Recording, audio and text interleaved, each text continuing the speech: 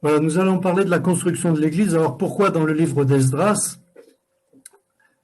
puisque c'est un livre de l'Ancien Testament? Eh bien, on va faire une comparaison. Vous allez voir, il y a beaucoup de similitudes entre la construction du temple, ou plus exactement la reconstruction du temple de Jérusalem et la construction de l'Église.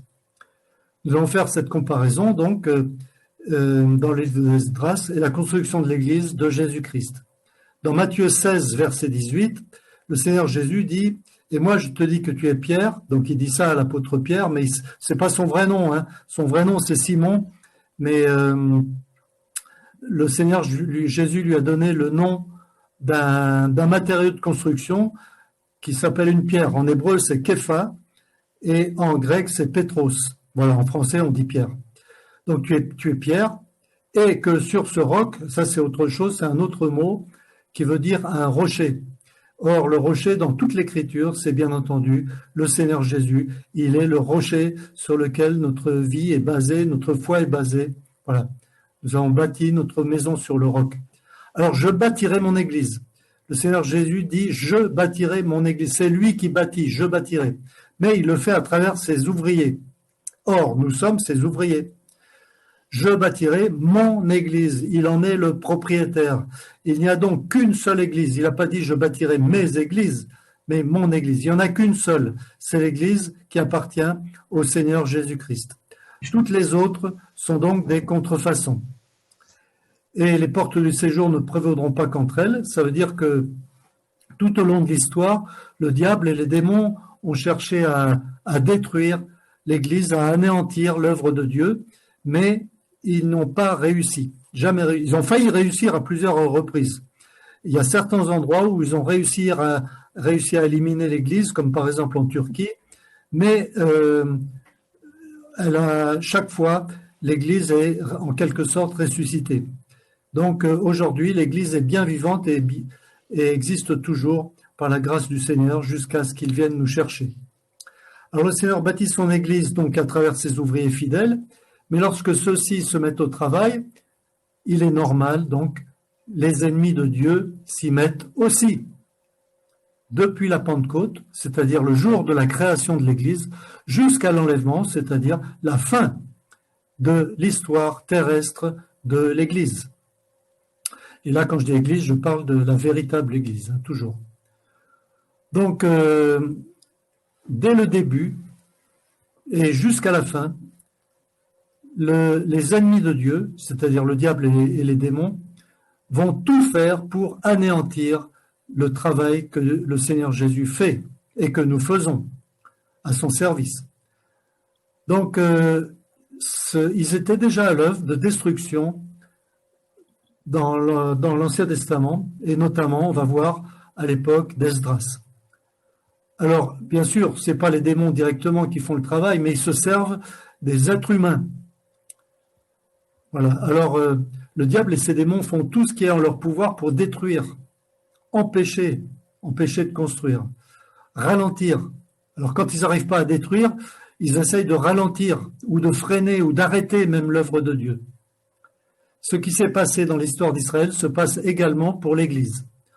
Aujourd'hui, nous bâtissons non avec des pierres mortes, comme à l'époque, mais avec des pierres vivantes, qui sont tous les hommes, les femmes et les enfants, nés de nouveau par la foi au Seigneur Jésus et par la puissance du Saint-Esprit. Voilà, donc ça c'est très important, c'était pour poser les bases de notre étude. Voilà ce que dit l'apôtre Pierre, chapitre 2, versets 4 à 7. « Approchez-vous de lui », c'est-à-dire de Jésus, hein. Approchez-vous de lui, pierre vivante. Jésus est la pierre vivante. Rejeté par les hommes. Donc il a été rejeté par les hommes, mais choisi et précieuse devant Dieu. Et vous-même, comme des pierres vivantes, c'est le même mot. Il est la pierre vivante, nous sommes les pierres vivantes. Édifiez-vous pour former une maison spirituelle, c'est-à-dire un temple. Une maison spirituelle, un saint sacerdoce. Le sacerdoce, c'est le travail des prêtres, des sacrificateurs. afin d'offrir des victimes spirituelles agréables à Dieu par Jésus-Christ. Car il est dit dans l'Écriture, voici je mets en Sion, Sion c'est la colline sur laquelle est bâti Jérusalem, je mets en Sion une pierre angulaire. Alors voilà, le Seigneur Jésus, il est appelé le roc, le rocher, c'est-à-dire la fondation, le fondement. Il est appelé la pierre vivante et il est appelé aussi la pierre angulaire, c'est-à-dire celle sur laquelle toutes les autres pierres sont alignées dans un sens et dans l'autre, c'est-à-dire pour que ça soit d'équerre, et en hauteur pour que ça soit d'aplomb, donc d'aplomb et de niveau. Voilà. La pierre angulaire choisie, précieuse, et celui qui croit en elle ne sera pas confus. L'honneur est donc pour vous qui croyez, mais pour les incrédules, la pierre qu'ont rejetée ceux qui bâtissaient, c'est-à-dire les Juifs qui ont refusé de croire en lui, eh bien cette pierre elle est devenue la principale de l'angle, la pierre angulaire, et une pierre d'achoppement, un rocher de scandale. Pierre d'achoppement veut dire c'est un caillou qui est sur un chemin et on bute dedans et on tombe par terre. Voilà. Une pierre d'achoppement, c'est une pierre qui fait chuter, c'est une occasion de chute, et un rocher de scandale. Voilà. Pour ceux qui refusent, hein, c'est bien écrit. Hein. Donc pour les incrédules, le Seigneur Jésus est une pierre d'achoppement, un rocher de scandale. Et maintenant, nous allons passer dans le livre d'Esdras, au chapitre 1, versets 1 à 5. Alors, je vais citer le contexte pour ceux qui ne connaissent pas bien l'Ancien Testament. Le premier temple avait été construit par le roi Salomon. Enfin, il l'a fait construire à Jérusalem, l'homme le plus riche du monde, l'homme le plus intelligent du monde, le plus sage, voilà. Et à la fin de sa vie, il a malheureusement chuté parce qu'il a désobéi à Dieu, il s'est marié avec des femmes étrangères, ce qu'il n'aurait jamais dû faire, ce qui a entraîné sa chute et la chute de tout le peuple d'Israël, enfin presque tous. Et donc ils ont sombré dans l'idolâtrie, et au bout de plusieurs siècles d'appel à la repentance, Dieu n'avait plus de solution. Il ne restait plus qu'une solution, c'était la destruction d'Israël, la déportation des Juifs à Babylone et la destruction de la ville de Jérusalem et du temple. Donc le temple a été détruit. Et ils sont restés 70 ans à Babylone, en exil, en déportation. Et les rescapés, hein, je parle. Et ensuite, les rescapés, enfin pas tous, mais certains, au bout de 70 ans, sont revenus à Jérusalem. Pourquoi faire? Et la première chose qu'ils ont fait, c'est reconstruire l'autel, puis le temple, et ensuite la ville et la muraille. Donc tout ça grâce à un homme qui s'appelle Cyrus. Cyrus, le roi de Perse. La Perse, le plus grand empire mondial, première puissance mondiale. Un empire immense qui va de l'Inde, vous avez la carte de géographie dans la tête, l'Inde, tout le Moyen-Orient, tout le Proche-Orient, jusqu'à l'Éthiopie, en Afrique, y compris Israël, l'Égypte, etc., la Turquie, tout ça. Voilà. Donc, le roi Cyrus, l'homme le plus puissant du monde, était un homme, enfin, par rapport aux autres, c'était un bon roi. Et donc, il ordre du roi Cyrus de reconstruire le temple de Jérusalem. La première année de Cyrus, roi de Perse, afin que s'accomplisse la parole de l'Éternel prononcée par la bouche de Jérémie, l'Éternel réveilla l'esprit de Cyrus, roi de Perse. Alors regardez bien, hein, l'Éternel réveilla l'esprit de Cyrus. Donc l'Éternel intervient et réveille l'esprit de Cyrus, le roi de Perse. Donc Dieu incline le cœur des dirigeants, des rois, des présidents, etc., comme il veut, dans un sens ou dans un autre, pour accomplir sa volonté. Alors il fit faire de vive voix et par écrit cette publication dans tout son royaume. Ainsi parle Cyrus, roi des Perses. Alors voilà son message. L'Éternel, le Dieu des cieux, alors c'est formidable, hein, il l'appelle l'Éternel, le Dieu des cieux. Donc cet homme-là était quand même, je trouve, vraiment très éclairé. Hein. L'Éternel, le Dieu des cieux, m'a donné tous les royaumes de la terre, et il m'a commandé de lui bâtir une maison à Jérusalem.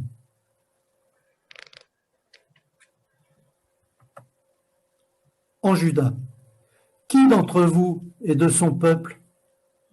Que son Dieu soit avec lui et qu'il monte à Jérusalem en Juda et bâtisse la maison de l'Éternel, le Dieu d'Israël.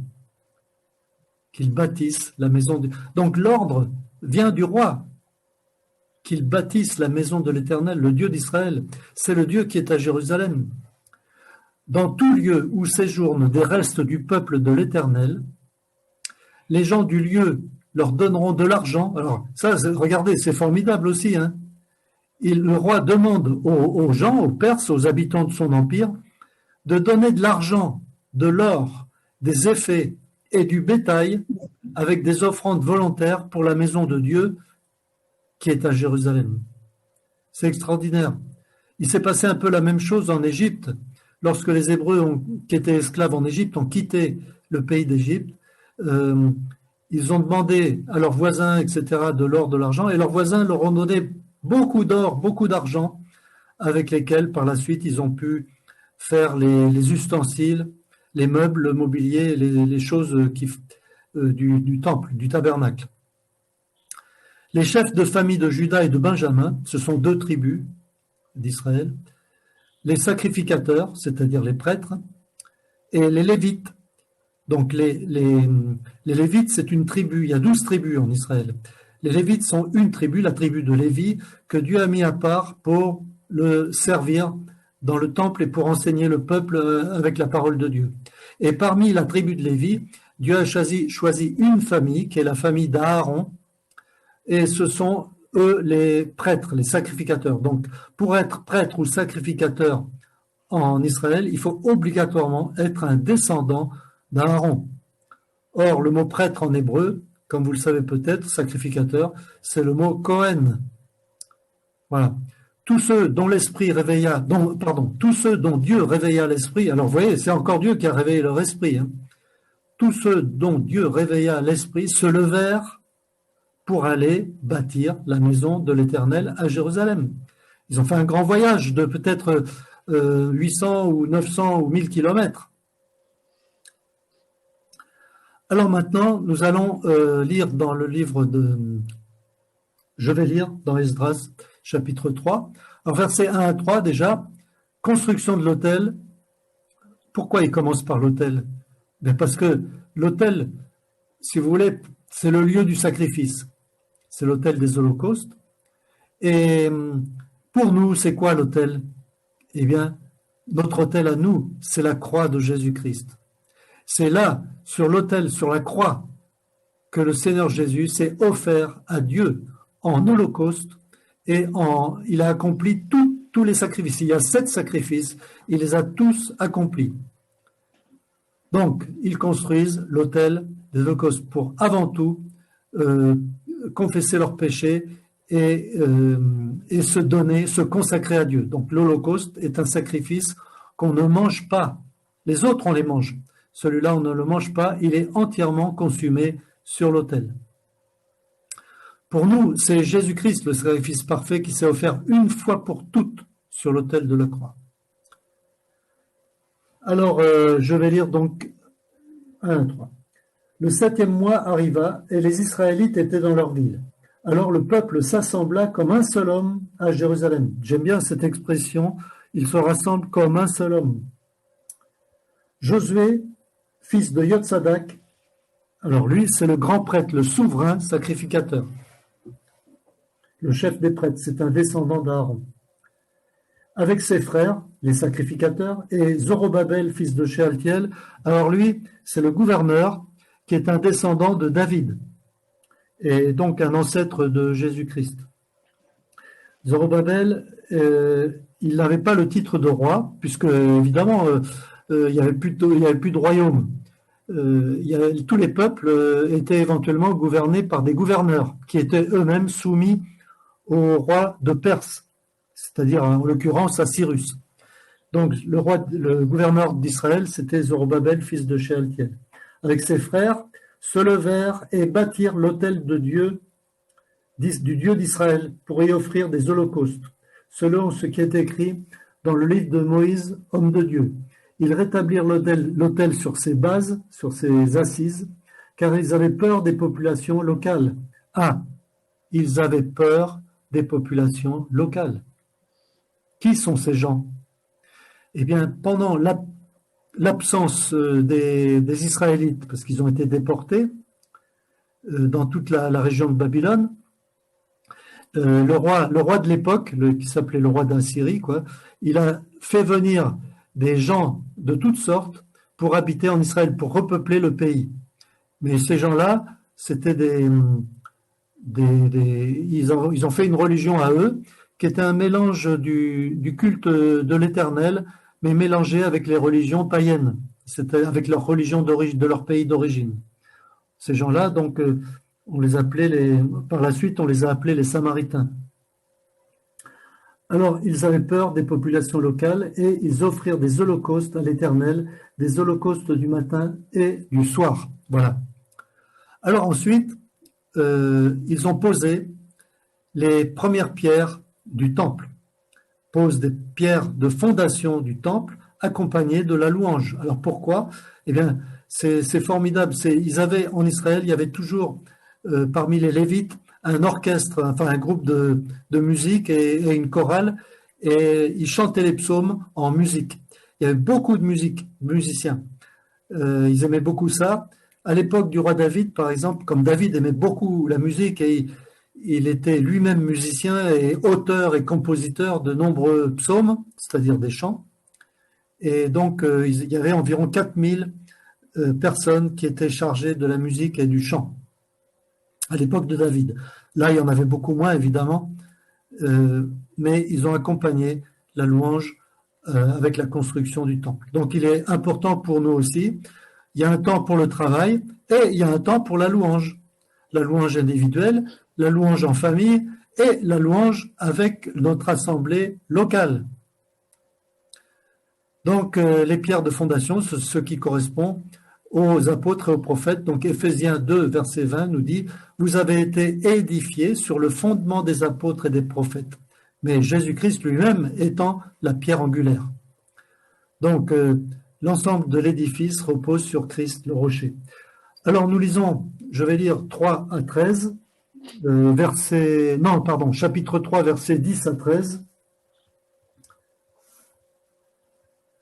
Lorsque les ouvriers posèrent les fondations du temple de l'Éternel, on mit en place les sacrificateurs en costume avec les trompettes et les Lévites, fils d'Asaph, avec les cymbales, afin de louer l'Éternel d'après les indications de David, roi d'Israël. Ils faisaient les répons en louant et en célébrant l'Éternel par ses paroles, car il est bon, car sa bienveillance pour Israël dure à toujours. Et tout le peuple fit retentir une grande clameur en louant l'Éternel parce qu'on posait les fondations de la maison de l'Éternel.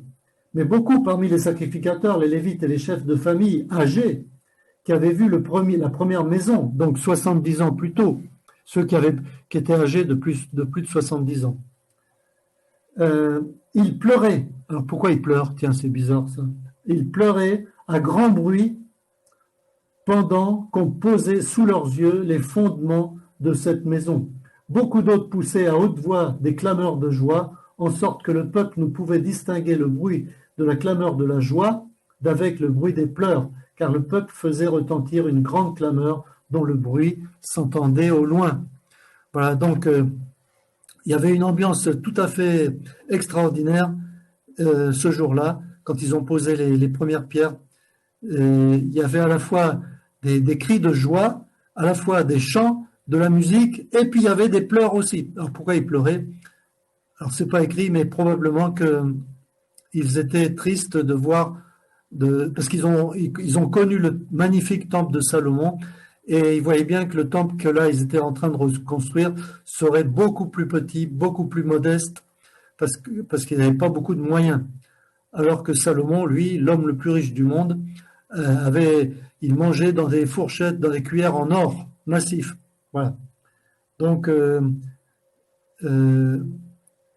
voilà. Maintenant, l'ennemi va tout de suite contre-attaquer. Voici les... C'est-à-dire qu'il y en a plusieurs parmi nous qui ont un ministère de construction d'églises. Je parle là d'églises vivantes, hein, je ne parle pas de construire un bâtiment en pierre morte. Et donc, on va forcément s'identifier avec ses frères de cette époque-là, parce qu'en fait, on rencontre à peu près les mêmes problèmes. Le diable utilise grosso modo les mêmes méthodes. Alors tout d'abord, dans le chapitre 4, versets 1 à 3, collaboration avec des faux frères. Alors, c'est une proposition qui est faite. Aujourd'hui, l'ennemi utilise l'œcuménisme pour séduire les disciples avec des arguments tels que on a le même Dieu, on est tous frères, il faut être unis, les guerres de religion sont finies. La réponse des serviteurs de Dieu est claire et sans compromis, nous bâtirons nous seuls. Je lis donc chapitre 4, versets 1 à 3. Les adversaires de Juda et de Benjamin apprirent que les anciens des portées bâtissaient un temple de l'Éternel, le Dieu d'Israël. Ils s'approchèrent de Zorobabel et des chefs de famille et leur dirent « Nous bâtirons avec vous. » Alors, a priori, ça a l'air sympa, hein, nous bâtirons. Ils viennent donner un coup de main. Car comme vous, nous invoquons votre Dieu. Eh oui, nous invoquons, on a le même Dieu. Et nous lui offrons des sacrifices depuis le temps de Esarhaddon, roi d'Assyrie, qui nous a fait monter ici. Mais, alors regardez là la réponse. Zorobabel, fils de Josué, et les autres chefs de famille d'Israël leur répondirent « Ce n'est pas à vous et à nous de bâtir une maison pour notre Dieu. Nous bâtirons, nous, seuls, pour l'Éternel, le Dieu d'Israël, comme nous l'a ordonné le roi Cyrus de Perse. » Voilà. Alors, ça, je veux dire, c'est fort, hein. Et puis, je lis le verset 4 ensuite. « Alors, les gens du pays découragèrent le peuple de Juda. » Voilà, donc, première attaque, proposition de collaborer. On va collaborer. Et donc ça, c'est dramatique parce que ceux qui acceptent ce genre de compromis, des chrétiens qui acceptent ce genre de compromis, eh bien, ils vont forcément le regretter. Parce que soit le travail va être freiné, tordu, ou alors ça va prendre une forme qui n'était pas du tout prévue au départ, qui n'est pas dans le plan de Dieu. Et pire encore, il se peut que ces gens-là prennent de l'autorité et deviennent responsables d'église, etc. Donc là, c'est désastreux. Hein. Et alors, deuxième attaque maintenant, première partie du verset 4, des paroles de découragement, comme on vient de le voir. Ils ont vu que ça ne marchait pas, la collaboration, alors on va les décourager. Et voilà, ça ne marchera pas votre truc, là, c'est nul, aujourd'hui les gens n'ont pas besoin de ça, il faut vivre avec son temps, la Bible s'est dépassée. Beaucoup de chrétiens sont vulnérables par rapport à cette arme diabolique qui est le découragement. Le pire, c'est lorsque des chrétiens inactifs découragent ceux qui travaillent. Alors ça, c'est terrible. Ceux qui ne font rien, eh bien, ils vont critiquer ceux qui travaillent. Alors, il y a toujours à critiquer du fait qu'on n'est pas parfait. Donc, il y aura toujours des défauts dans notre manière de faire. Qu'est-ce qu'il vaut mieux? Il vaut mieux travailler de façon imparfaite ou ne rien faire et critiquer ceux qui travaillent. Ensuite, deuxième partie du verset 4, ils les menacent et ils ont des manœuvres d'intimidation pour nous empêcher de servir le Seigneur. Voilà, je lis la suite du verset 4. Ils l'intimidèrent pour l'empêcher de bâtir et ils gagnèrent à prix d'argent des conseillers pour faire échouer son entreprise. Alors là, c'est encore pire. Hein. Ils donnent des conseils, ils introduisent des conseillers pour faire échouer l'entreprise. Alors, attaque suivante, chapitre 4, verset 5, corruption et mauvais conseils. Le diable introduit dans les assemblées des faux chrétiens qui parviennent parfois à des positions d'autorité, c'est-à-dire ils deviennent pasteurs ou anciens, et d'influence pour enseigner des fausses doctrines. Donc c'est désastreux, vous voyez. Ils gagnèrent à prix d'argent des conseillers pour faire échouer son entreprise, et il en fut ainsi pendant toute la vie d'Osiris, roi de Perse, jusqu'au règne de Darius, roi de Perse. Alors, l'attaque suivante, parce que quand une attaque ne marche pas, c'est pas grave, le diable en prend une autre. Hein. Alors, je lis le verset 6. Sous le règne d'Assuérus, donc c'est le roi de Perse, le roi suivant, au commencement de son règne, ils écrivirent une lettre d'accusation contre les habitants de Juda et de Jérusalem. Voilà. Maintenant, accusation auprès des autorités. Alors, le mot diabolos, donc c'est un mot grec qui veut dire calomniateur, accusateur. Donc, par exemple, vous faites partie d'une secte. Ça, c'est une accusation courante en Europe depuis une vingtaine d'années environ. Voilà. Donc, on va voir attaque suivante maintenant. Chapitre 4, versets 12 et 13. Que le roi sache, donc ils ont écrit au roi, que le roi sache que les Juifs partis de chez toi et arrivés parmi nous à Jérusalem rebâtissent la ville rebelle et méchante. Alors attention, est-ce que c'est vrai? Eh bien oui, en fait, Jérusalem est une ville rebelle et méchante, rebelle contre Dieu et méchante. Et c'est à cause de ça que Dieu les a détruits. Mais là, le diable utilise rappel une faute passée, et là, et en plus pardonnée, parce que Dieu les a pardonnés, ils se sont repentis. Donc nous, lorsque nous sommes repentis de nos péchés, il est possible que l'accusateur nous accuse et nous rappelle des fautes passées, mais qui sont déjà pardonnées. Donc tout péché confessé et purifié, il est pardonné, il n'existe plus. Rappel des fautes passées et menace mensongère.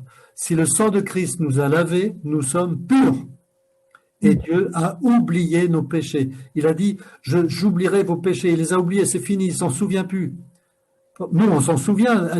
Ils ont disparu de notre conscience. Notre conscience est pure. Mais ils sont toujours dans notre mémoire. Et pourquoi? Tout simplement pour qu'on se souvienne d'où on vient et qu'on ne s'enorgueillisse pas. Nous sommes donc des pécheurs pardonnés et rachetés. Ce qui fait que on peut dire aux gens du monde, voilà, écoute, je suis pas meilleur que toi. Moi, avant, j'étais comme toi, même peut-être pire parfois, mais le Seigneur m'a pardonné. Et maintenant, je suis sauvé. Toi aussi, il peut te pardonner. Voilà. La ville rebelle et méchante, et ils en restaurent les murs et en réparent les fondations. Que le roi sache donc que si cette ville est rebâtie, et si les murs sont restaurés, ils ne payeront ni tribut, ni impôt, ni droit de passage, et que finalement cela portera préjudice au roi. Donc là, ils utilisent un argument qui est pas mal, qui est bien trouvé, c'est la question de l'argent. C'est-à-dire qu'il leur dit, voilà, s'ils se révoltent contre toi, ils ne paieront plus d'impôts. Et donc tu vas en subir le préjudice. Là, est-ce que ça a marché? Eh bien, en fait, oui, ça a marché. C'est dramatique, mais c'est comme ça. Donc, il y a des méthodes qui ne fonctionnent pas, et il y en a d'autres qui fonctionnent en fonction des lieux, des personnes et des époques. Et de même, aujourd'hui, il y a des méthodes qui fonctionnent pas, mais il y en a d'autres, malheureusement, qui marchent. Alors, ensuite, chapitre 4, verset 21. En conséquence, c'est le roi qui répond, hein, ordonnez de faire cesser les travaux de ces gens afin que cette ville ne soit pas rebâtie avant une autorisation de ma part. Voilà la réponse du roi. Donc, pression des autorités pour faire cesser les travaux. Alors ça, il y a certains pays dans le monde, peut-être pas en Europe, mais d'autres pays, comme en Chine ou dans des pays musulmans ou en Inde, où il suffit d'en parler au gouverneur, au président ou au maire de la ville pour faire cesser l'évangélisation, cesser les réunions de l'Assemblée. Donc, vous voyez, c'est une méthode qui fonctionne encore aujourd'hui. Et ensuite, au verset 23, aussitôt que la copie de la lettre du roi Artaxerxès eût été lue devant Réhum, Shimshai, le secrétaire et leurs collègues, ils allèrent en hâte à Jérusalem vers les Juifs et firent interrompre leurs travaux par violence et par force. Par violence et par force. Donc, c'est peut-être pas encore le cas ici, mais sachez que dans beaucoup de pays du monde, les gens du monde, les ennemis de Dieu, agressent nos frères et sœurs en Christ par des actes de violence et même par l'emprisonnement, en leur faisant payer des amendes et même en les tuant. Encore ces jours-ci au Nigeria, un village a été attaqué et 12 chrétiens ont été mis à mort. C'était hier ou avant-hier. Et ensuite au verset 24, alors fut interrompu l'ouvrage de la maison de Dieu à Jérusalem, et il en fut interrompu jusqu'à la seconde année du règne de Darius, roi de Perse.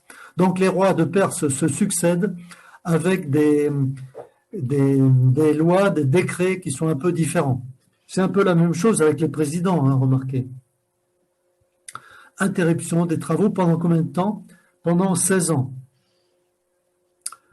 Alors, quelle leçon à tirer de ces textes? L'ennemi a plus d'un tour dans son sac, et lorsqu'une tactique ne fonctionne pas ou ne fonctionne plus, il en essaye tout simplement une autre, en fonction des circonstances, mais aussi en fonction de nos points faibles. Alors des points faibles, on en a tous, et alors il nous étudie d'abord, parce qu'il est très fort en psychologie, et ensuite, en fonction de nos points faibles, il va nous lancer des attaques.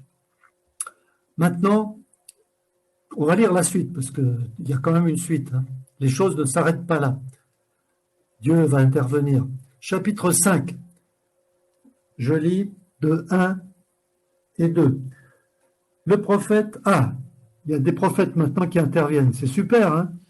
Où ils étaient avant, on ne sait pas, mais voilà. Ils interviennent. Le prophète Agé, c'est-à-dire, c'est pas qu'il est âgé, son vrai nom c'est Haggai. Il s'appelle Haggai. Le prophète Agé et le prophète Zacharie, fils d'Ido, prophétisèrent aux Juifs qui étaient en Juda et à Jérusalem au nom du Dieu d'Israël. Alors Zorobabel, fils de Shealtiel, donc le gouverneur, et Josué, le souverain sacrificateur, fils de Jotsadak, se levèrent et commencèrent à bâtir la maison de Dieu à Jérusalem, avec ceux qui étaient les prophètes de Dieu qui les assistaient. Alors formidable, hein? Les prophètes ont prophétisé, c'est-à-dire ils ont apporté au peuple des paroles d'encouragement à tel point, ils les ont tellement encouragés. Vous pouvez lire le livre du prophète Agé et le livre du prophète Zacharie, c'est des livres extraordinaires.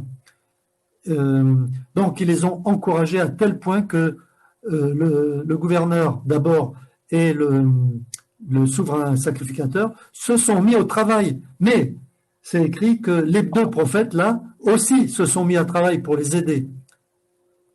Le travail recommence grâce aux encouragements des prophètes de l'Éternel qui mettent la main à la pâte. Alors aujourd'hui, où ils sont les prophètes? Enfin, je veux dire les vrais prophètes, où ils sont? Eh bien, en fait, il n'y en a quasiment pas. Et le peu qu'il y a, on ne les écoute pas. Et les prophètes, le peu qu'il y a aujourd'hui, sont très mal vus parce qu'ils prêchent la repentance et le réveil. Et la repentance, on n'en veut pas. Voilà. On veut du positif. Il faut parler de la grâce de Dieu, de l'amour de Dieu, pas de la repentance.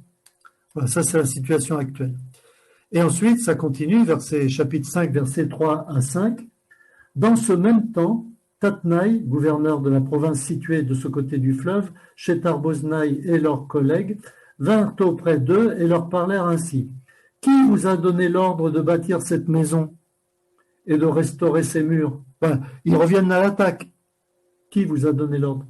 Nous leur avons dit comment se nomment les hommes qui bâtissaient, ou alors nous leur avons dit les noms des hommes qui bâtissaient l'édifice. Mais, verset 5, l'œil de leur Dieu était sur les anciens des Juifs. On ne leur fit pas interrompre les travaux pendant l'envoi d'un rapport à Darius jusqu'à la réception d'une lettre sur ce sujet. Donc voilà, ils ont encore écrit une lettre au nouveau roi qui s'appelle Darius et ils ont dit on va attendre sa réponse. Ils étaient sûrs que le roi Darius allait dire d'arrêter les travaux et vous allez voir la suite. parce que regardez le verset très important, verset 5, l'œil de leur Dieu était sur les anciens des Juifs. Donc les adversaires mènent l'enquête, mais Dieu protège ses serviteurs fidèles. Darius fait des recherches, et qu'est-ce qu'il trouve? Il retrouve l'édit de Cyrus, qu'on a lu tout à l'heure, en partie. Il le retrouve dans les archives. Les Babyloniens et les Perses et tout ça stockaient tous leurs documents officiels dans des grands bâtiments qu'on appelait les archives. Et aujourd'hui, donc, les archéologues retrouvent beaucoup d'archives babyloniennes, assyriennes et perses. On trouve ça dans les musées. Alors voilà, donc verset 1, chapitre 6, versets 1 à 3. Alors le roi Darius donna l'ordre de faire des recherches dans sa bibliothèque où l'on déposait les archives à Babylone, et on trouva à Ameta, dans la province de Médie, un rouleau sur lequel était écrit le mémoire suivant. La première année. Alors voilà. Donc là, il relit l'édit de Cyrus qu'on a lu tout à l'heure, l'ordre du roi Cyrus de construire le temple. Alors ensuite, au verset 7, le roi dit: laissez continuer les travaux de cette maison de Dieu, que le gouverneur des Juifs et les anciens des Juifs rebâtissent sur son emplacement. Voici l'ordre que je donne touchant ce que vous aurez à faire à l'égard de ces anciens des Juifs pour rebâtir cette maison. Les frais, alors là encore on parle de l'argent, hein, les frais pris sur les biens du roi provenant des impôts de l'autre côté du fleuve. Le fleuve, c'est l'Euphrate. Donc quand on dit de l'autre côté du fleuve, ça veut dire, enfin lui comme il habitait en Perse, c'est-à-dire en Iran, eh bien l'autre côté du fleuve, c'est-à-dire en Israël. Et là, il dit que même il faudra prélever de l'argent sur les impôts pour les verser. Alors regardez la suite. Pris sur les biens de provenance des impôts de l'autre côté du fleuve seront ponctuellement payés à ces hommes afin qu'il n'y ait pas d'interruption. C'est merveilleux ça. Hein? Ce qui est nécessaire pour les holocaustes du Dieu des cieux, jeunes taureaux, béliers, agneaux, froment, sel, vin, huile, sera livré sur leur indication aux sacrificateurs de Jérusalem, jour par jour et sans négligence, afin qu'ils offrent des sacrifices de bonne odeur au Dieu des cieux et qu'ils prient pour la vie du roi et de ses fils. Alors ça, je veux dire, c'est stupéfiant. Hein. Venant d'un roi païen, c'est extraordinaire. Et il demande de prier pour le roi lui-même et pour ses fils. Eh bien, il y a certains rois de l'Antiquité qu'on va peut-être retrouver au ciel. Peut-être, hein, je ne sais pas lesquels, je ne sais pas s'ils sont sauvés ou quoi, mais on verra. Mais bon, je trouve que cet homme-là était extraordinaire. Alors ensuite, les travaux reprennent donc, et au chapitre 14, le temple est terminé. Alors, ça se termine, chapitre 4, je vais lire dans 6, 14 à 16. Les anciens des Juifs bâtirent avec succès, selon les prophéties d'Agé et le prophète et de Zacharie, fils d'Ido, et ils bâtirent et restaurèrent d'après l'ordre du Dieu d'Israël et d'après l'ordre de Cyrus, de Darius, d'Artaxerxès, roi de Perse. La maison fut achevée le 3e jour du mois de Hadar, dans la 6e année du règne de Darius. Extraordinaire, hein? Et alors ensuite, ils ont célébré la Pâque. Alors regardez la suite. Les Israélites, les sacrificateurs et les Lévites et le reste des anciens déportés firent avec joie l'inauguration de cette maison de Dieu. Ils offrirent pour l'inauguration de cette maison de Dieu 100 taureaux, 200 béliers, 400 agneaux pour le péché de tout Israël, 12 boucs pour le nombre des tribus d'Israël. Alors, ils établirent les sacrificateurs selon leur classe, les Lévites, etc., selon ce que Moïse avait dit. Verset 19. Les anciens déportés célébrèrent la Pâque du premier mois, du 14e jour du premier mois de l'année. Hein. C'est-à-dire le 14e jour du mois de Nissan, ça correspond à peu près au mois de mars-avril pour le calendrier que nous avons, calendrier grégorien. ou Julien. Les sacrificateurs, les Lévites, s'étaient purifiés ensemble, tous étaient purs.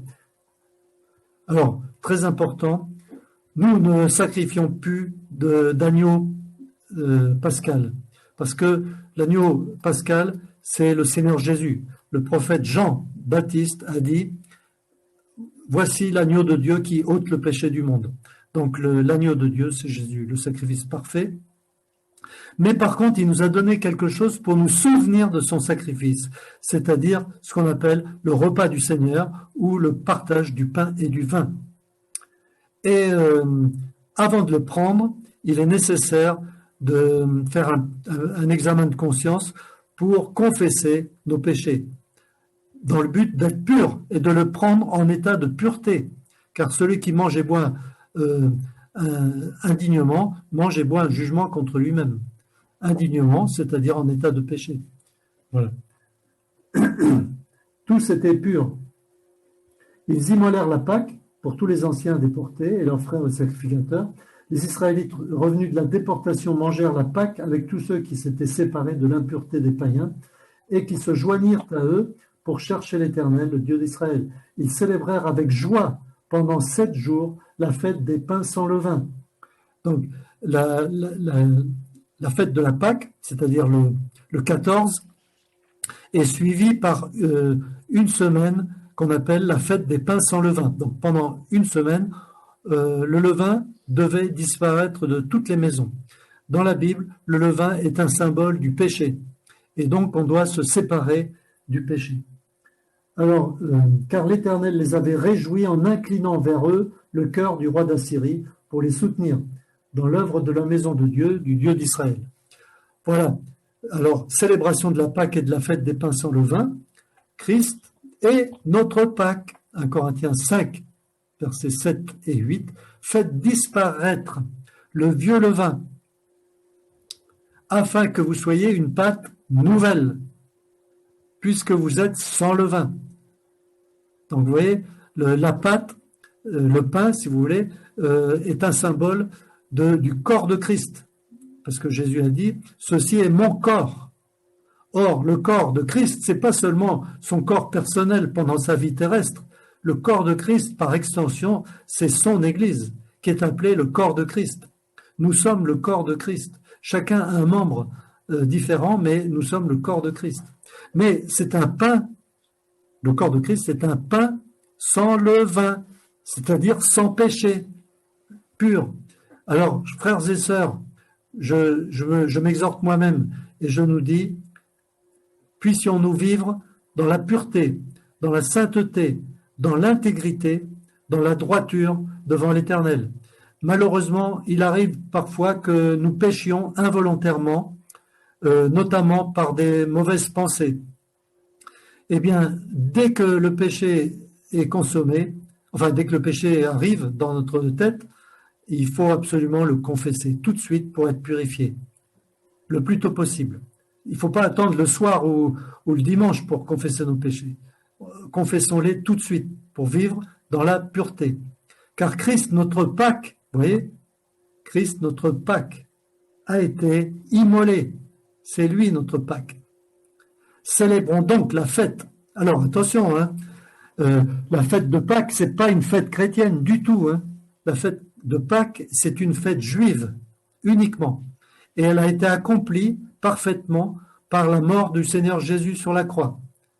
Donc nous, on n'a plus besoin de fêter cette fête-là, qui est une fête juive. Par contre, il nous a demandé de partager le pain et le vin en mémoire de ce qu'il a fait pour nous. N'importe quand, il n'a pas donné de jour, ni de mois, ni d'année. On le fait n'importe quand, à n'importe quelle occasion, mais le mieux, c'est comme le faisaient les premiers chrétiens, c'est-à-dire au cours d'un repas qu'on appelle un repas d'amour, c'est-à-dire une agape. Et c'est le moment idéal pour partager le pain et le vin. Alors, célébrons donc la fête, non avec du vieux levain, non avec un levain de malice et de méchanceté, mais avec les pains sans levain, de la pureté et de la vérité. La pureté, le cœur pur, purifié par le sang de Christ. Alors, on n'a pas atteint la perfection, attention, hein, mais on peut vivre dans la pureté, sous l'aspersion du sang de Christ. Et de la vérité, c'est-à-dire une vie basée sur la parole de Dieu, l'enseignement du Seigneur Jésus-Christ et des apôtres. Voilà. Lorsque l'Église sera achevée, le temple, hein, c'est comme le temple, hein, lorsque l'Église sera achevée et que le nombre des élus sera complet, c'est-à-dire que toutes les pierres du bâtiment seront ajoutées, lorsque le nombre des élus sera complet, eh bien, le Seigneur reviendra nous chercher et nous ferons quoi dans le ciel? La fête. Mais une fête tellement glorieuse qu'on ne peut pas l'imaginer. Toutes les fêtes que nous faisons sur la terre à l'occasion d'un mariage, par exemple, eh bien, c'est incomparable. Ça va être une fête tellement grandiose qu'on ne peut même pas l'imaginer ni la concevoir. Donc, nous attendons ce jour avec impatience. Viens, Seigneur Jésus. Voilà. Donc, on n'en est pas encore là, mais c'est pour bientôt. Alors, pourquoi je dis bientôt? Parce que les signes prophétiques nous montrent qu'il n'y en a plus pour très longtemps. Et lorsque la dernière pierre sera ajoutée, c'est-à-dire lorsque le dernier élu sera converti, sera né de nouveau, eh bien, le temple sera fini de construire. L'Église sera au complet. Et donc, le Seigneur Jésus viendra nous chercher. On n'aura plus rien à faire sur la terre. L'évangélisation du monde, en ce qui nous concerne, ça sera fini. Voilà, donc nous attendons donc ce jour avec impatience. Alors, voici quelques questions. Sur qui est bâtie l'Église? Et pourquoi? Donc, très clair, l'Église est bâtie sur le roc Jésus-Christ. Pourquoi? Parce qu'il l'a dit lui-même, je bâtirai mon Église. Qui a prophétisé le retour de l'exil? C'est le prophète Jérémie. Et il a prophétisé que ce sera au bout de 70 ans. Et il est mort. Et puis, effectivement, les Juifs en exil à Babylone sont revenus, comme on l'a vu dans le livre d'Esdras et dans les autres livres, au bout de 70 ans. Pourquoi ont-ils commencé par l'autel? Pour confesser leurs péchés. J'ai été crucifié avec Christ, j'ai été ressuscité avec Christ, et donc pour se consacrer au Seigneur. Est-ce que l'œcuménisme vient de Dieu? Évidemment, bien sûr que non. Mais par contre, ce qui vient de Dieu, c'est l'unité en Christ. Ça, c'est très différent. Il ne faut pas confondre. Donc, nous sommes unis en Christ, selon ce que dit Paul dans Éphésiens chapitre 4. Et dans Éphésiens 4, il y a les 7 choses sur lesquelles on doit être d'accord pour être unis en Christ. Es-tu engagé dans ton assemblée? Je pose la question. Alors, peut-être il y en a parmi vous qui n'ont pas d'assemblée. Alors ça, c'est un autre sujet. Si oui, dans quoi? C'est-à-dire, tu es engagé dans quoi? Chacun le voit pour lui-même. Qu'est-ce que je fais dans mon église? Voilà. Est-ce que tu encourages tes frères et sœurs par des paroles d'encouragement, par des paroles prophétiques? Ou est-ce que tu les décourages en critiquant ceux qui travaillent? Peux-tu discerner les faux chrétiens? On a besoin d'un don qui s'appelle le discernement des esprits. Les faux chrétiens sont mélangés avec les vrais. L'ivraie est mélangé avec le blé. On aimerait faire un tri. Eh bien non, il n'y a pas de tri. Le tri sera fait à l'enlèvement. D'après toi, où en sommes-nous dans la construction du temple, de la nouvelle alliance? Eh bien, il est très clair que nous en sommes dans la période finale. Voilà, nous terminons sur cette parole. Que le Seigneur nous accorde cette grâce à tous de nous engager dans l'œuvre de Dieu et d'accomplir son œuvre, son plan, avec les dons qu'il nous a donnés.